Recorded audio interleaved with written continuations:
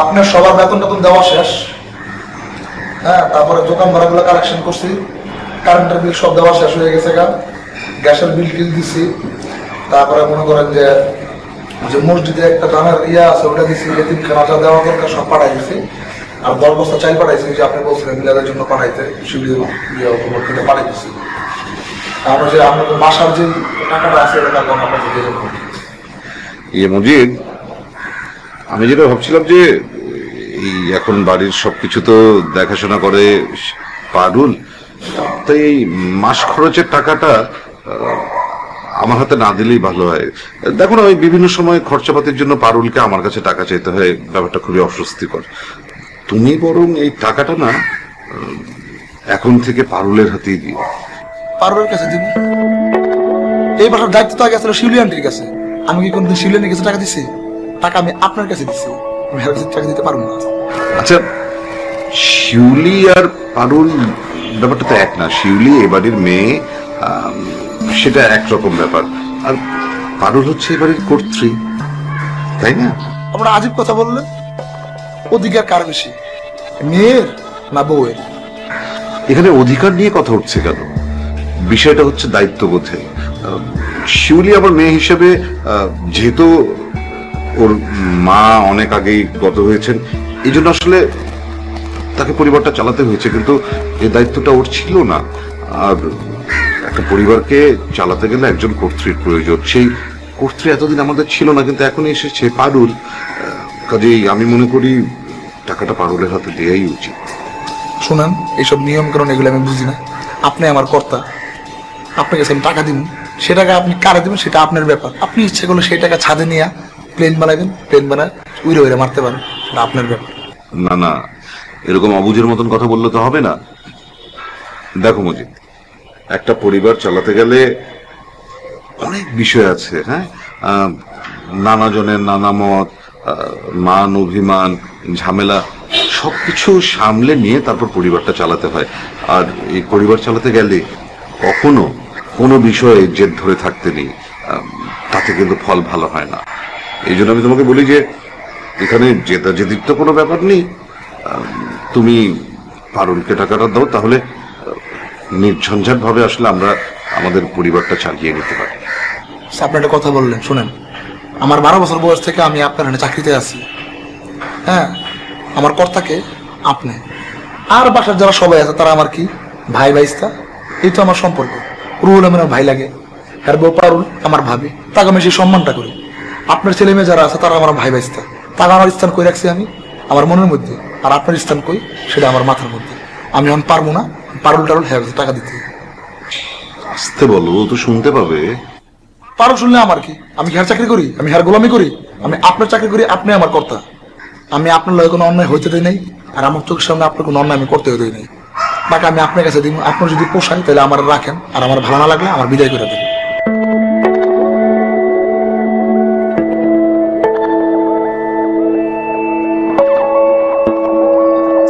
সিরাজ ভাইরা তো ছিল নাকি? হ্যাঁ, কমিশনার যে দাঁড়াইছিল, ওই যে পিএস ভাইয়ের লগে যে ইলেকশনে হাইরা গেল। ভালো লোক, জিতু কি সিমের। আমরা একসাথে অনেকদিন রাজনীতি করছি, একসাথে চলছি। আমি তো মনে করো সবসময় মাঠে ঘাটে সবসময় অ্যাকশনে ছিলাম, সামনে যে কোনো কিছু অ্যাকশন হয়েছে আমি সবার সামনে, আর সিরাজ ভাই ছিল সবার পিছনে।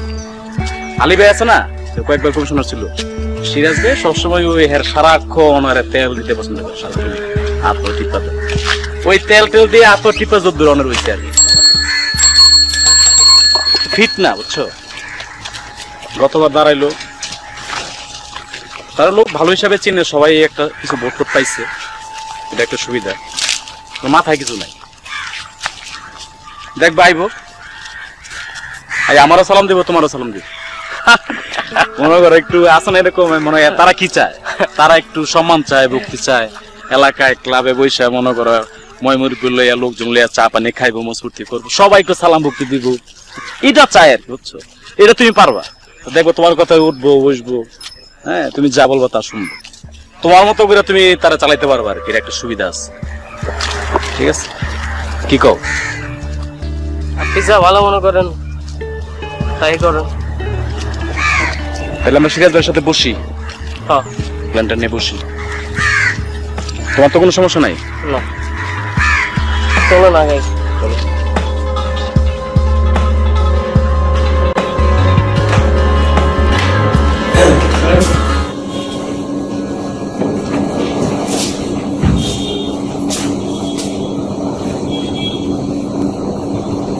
আপনি নাকি নতুন একটা দায়িত্ব নিয়েছেন?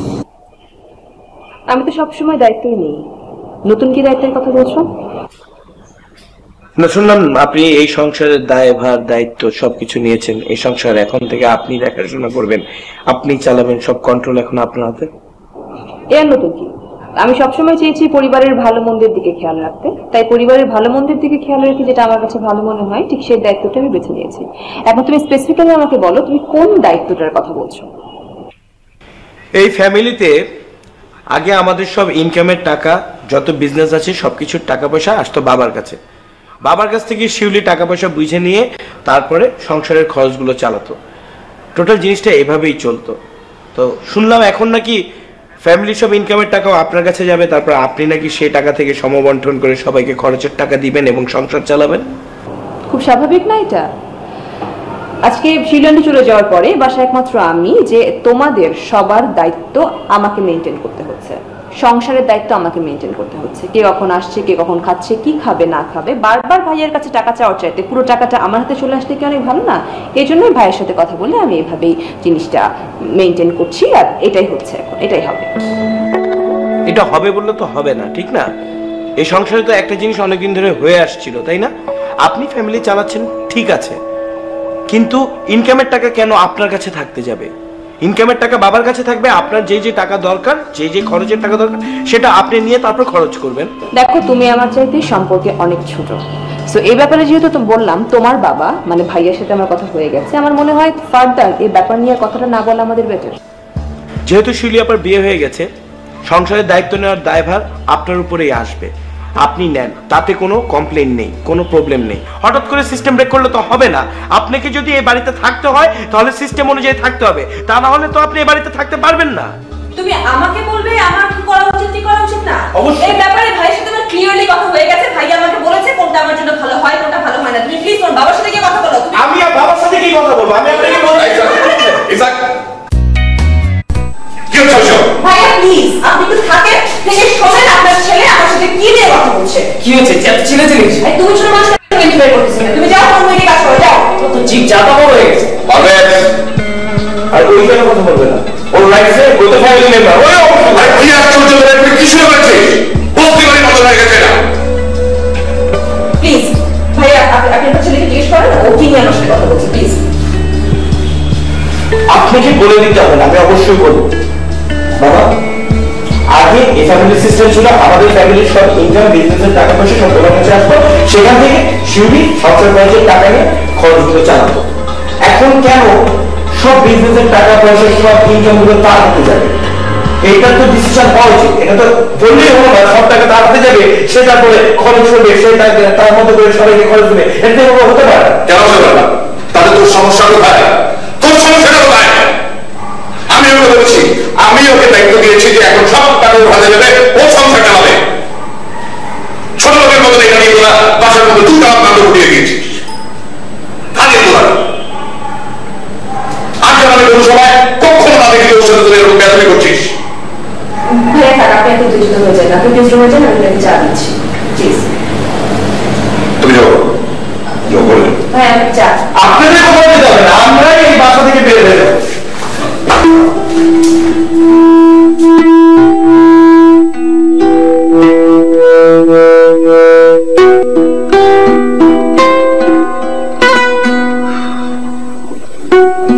কি ব্যাপার, তোমার আসতে এত দেরি হলো কেন? মানে এত দেরি কেন করলে তুমি? আমার একটু সিরিয়াল আছে, শিপমেন্ট ছিল, চালান থাকো তুমি তোমার সেই শিপমেন্টটা চালান নিয়ে। এদিকে বাসায় কি হয়ে যাচ্ছে, কি অবস্থা, এগুলো তোমার জানার তো কোনো দরকার নেই। বাসা জাহান্নামে যাক, বললাই যাক। কি হয়েছে? কি হয়েছে মানে? এই বাসার কোন মানুষ তো ভদ্র না, সবাই অভদ্র। এতদিন ধরে তোমরা সব অভদ্র মানুষ পাল্টেছো। সরাসরি বলো না কি হয়েছে। কি হয়েছে বলবো? শুনতে পারবে কি হয়েছে? আজকে তো সবকিছুর মাত্রা ছাড়িয়ে গেছে। ইসহাক, আমি জানি ও সবসময় আমার সাথে এরকম অভদ্রতা করে, কিন্তু আজকেও এত বেশি অভদ্রতা করেছে যে আমার তো মনে হচ্ছে বাসা থেকে আমি চলে যাই। কি করেছে সে? কি করেছে মানে? আরে ইসহাক একটা ধীর স্থির ছেলে, সে তো কোনো হাঙ্গাটা আমার পছন্দই করতো না। মানে এই ছেলেটাকে নিয়ে তুমি কেন তো মাথা ব্যথা, আমি বুঝতে পারছি না। ওটা পাস্ট টেন্স। এখন রুয়াবে তো বাসা টেকাই যায় না। আমি শুধু ভাইয়াকে বলেছিলাম ভাইয়া সব বাসার দায়িত্ব আমাকে দেন টাকা পয়সার দিক থেকে। ভাইয়া রাজি হয়েছে, ভাইয়া মেনে নিয়েছে। এটা ইসাকে সহ্য হচ্ছে না, তাই সবার সামনে দেখে আজকে যে পরিমাণ অভদ্র ব্যবহার করলো আমার সাথে আমি তোমাকে বলে বোঝাতে পারবো না। ভাগ্যিস বাসায় ভাইয়া ছিল, ভাই আমাকে সেভ করেছে, নাহলে হয়তো ইসাক আমাকে বাসা থেকে বের করে দিত। আমি তোমাকে আগেই বলেছি এসব ঝামেলা, এসব দায়িত্ব তোমার নেওয়ার কি দরকার? এই দেখো এখন একটা পর একটা ঝামেলা হচ্ছে না। হ্যাঁ, তুমি দেখো তাই বলবো আমাকে, কারণ তুমিও চাও যে আমি কোনো দায়িত্ব না নেই এই বাসায়। এই বাসায় তোমরা সবাই মিলে দায়িত্ব নিয়ে থাকো। পরুর গলক তুমি আর গুড় খাচ্ছে তো অন্যজন। সারাদিন পর বাসায় এসে কথা বলো না তুমি এখন আমার সাথে।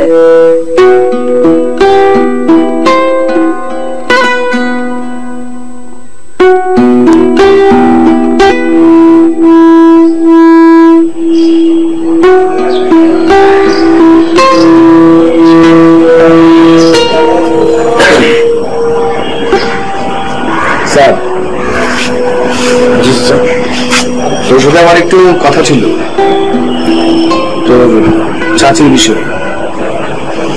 আমি ওনাকে নিয়ে কোনো কথা বলতে চাই না। আমি চাই না যে তুমি তার সম্পর্কে আমাকে কিছু বলো। আর তোকে বলতে পারে না, আমি বলতে বলছি, তুই তো শুনবি। আমি ওনার সম্পর্কে কিছু শুনতেও চাই না। ওনার কথা শুনলে আমার কি ফিলিং হয় জানো? গরম সীসা কারের মধ্যে দিয়ে দিলে যেরকম ফিলিং হয় ওইরকম ফিলিং হয়। সো আমি চাই না ওনার ব্যাপারে কোনো কথা বলতে।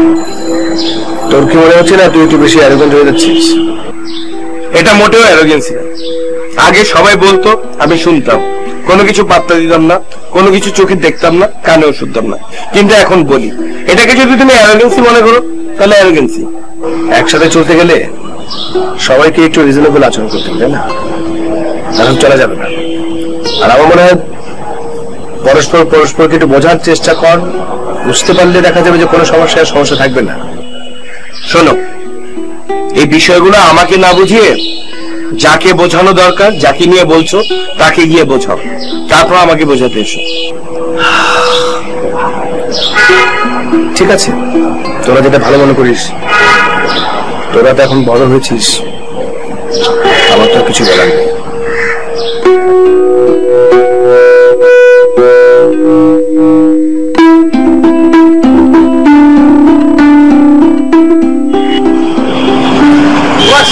ফোন দিছিল না? হ্যাঁ না, আমার তো ফোন দিল, আমি কলম তুমি বাসায়। আচ্ছা ঠিক আছে, আমি ফোন দিবানি। দেখ তোর বউ কোনে? এখন আসে নাই? না, ও তো কলেজ পড়াচ্ছে না। পড়াচ্ছে? তুই চলে আসছিস আর ও আসলো না, কিরম কথা? আমার ক্লাস শেষ হয়ে গেছে, ওর ক্লাস শেষ হয়ে এক্সট্রা ক্লাস আছে না, পড়াতে হবে না। আচ্ছা, ও বউ হয়ে কেন কলেজে পড়াতে হবে বলতো দেখি? তুই কি কম কামাচ্ছিস? কলেজে পড়াচ্ছিস, বাইরে একটা কোচিং এ শেয়ার আছিস, আমি কামাচ্ছি, আল্লাহ কি আমাকে কম দিছে? তা ওর কেন পড়াতে হবে? আব্বা কথা যে কও, বুঝতে শুনে কও। একটা মাইয়ে মাস্টার্স পাস করিচ্ছে, মাস্টার পাস করে পড়ালেখা করে ঘরে বসে থাকবি নাকি? কাজ করা লাগবি না? আরো তো বিয়ের আগে থেকে কাজ করে। না না, এটা আমার ভালো লাগতেছে না মোটেও। এ মানুষের শুনলে কবে কি বলবে যে আমাকে টাকা পয়সা কমে গেছে, এখন ঘরের বউ দিয়ে আমি চাকরি বাকরি করাচ্ছি।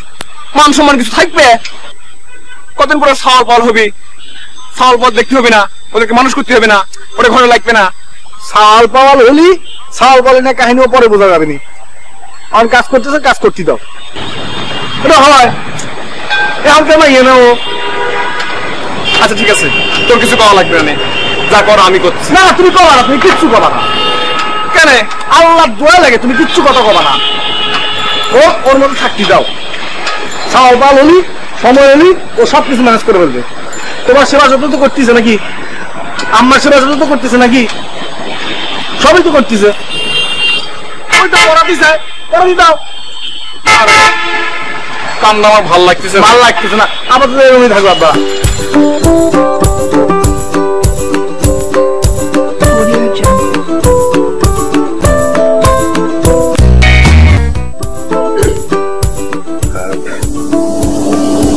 পারুল,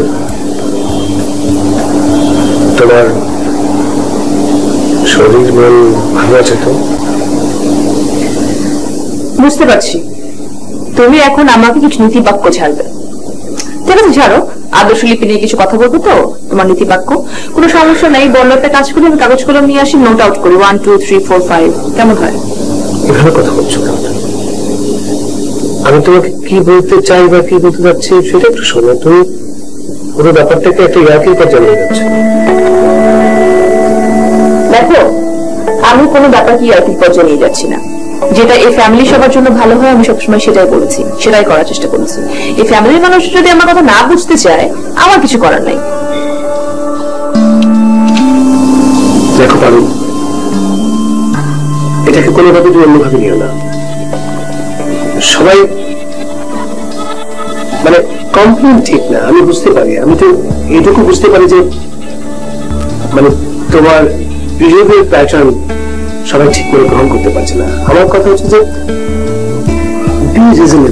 একটু রিজনেবল থাকলে সমস্যা কি? দেখো, তুমি যে আমার বিহেভিয়ার প্যাটার্ন আমাকে চেঞ্জ করতে বলছো, তার আগে তুমি তোমার সবচেয়ে প্রিয় মানুষগুলোর বিহেভিয়ার প্যাটার্ন চেঞ্জ করতে বলো। আর আমাকে বলছো কি রিজনেবল না, রিজনেবল হতে। তার আগে তুমি তোমার এইসব কাছের মানুষদের রিজনেবল হতে বলো, দেখবে আমি ঠিকই অনেক বেশি রিজনেবল হয়ে যাচ্ছি। দেখো, তুমি হচ্ছে ওদের সবার চেয়ে সিনিয়র। মানে সিনিয়র হিসেবে তোমার তো একটা রেসপন্সিবিলিটি আছে। ছোট মানুষ অনেক সময় অনেক কিছু না বুঝে করে ফেলতে পারে। তুমি শাসন করবে, তুমি আদর করবে, কিন্তু সেটাকে অবশ্যই তুমি তোমার ডিগনিটিটা রেখে কাজটা করবে। এমন কিছু করো না যাতে তোমার ডিগনিটি নষ্ট হয়। তোমার ফ্যামিলির মানুষজন কোন রেসপন্সিবিলিটি পালন করে? তুমি সকাল 8টায় ঘুম থেকে উঠে চলে যাচ্ছ আড়তে, তুমি ফিরছো রাত 10টায়। তোমার বাসার মানুষজন তারা যাচ্ছে দুপুর 12টায় 11টায়, তারা ফিরছে বিকাল 5টার মধ্যে। তারা তো খুব মজাই আছে। যা কষ্ট করার তুমি করছো, যা খাটনি তুমি খাচ্ছ, তাহলে রেসপন্সিবিলিটির কথা তুমি আমাকে কেন বলছো? তুমি কেন ওদেরকে বোঝাচ্ছ না? দেখো, আদর্শের সত্যের কোনো টাইম নেই। প্রত্যেকটা সময় তুমি যদি ডিসিপ্লিন হতে চলো, কোনো সমস্যা নেই।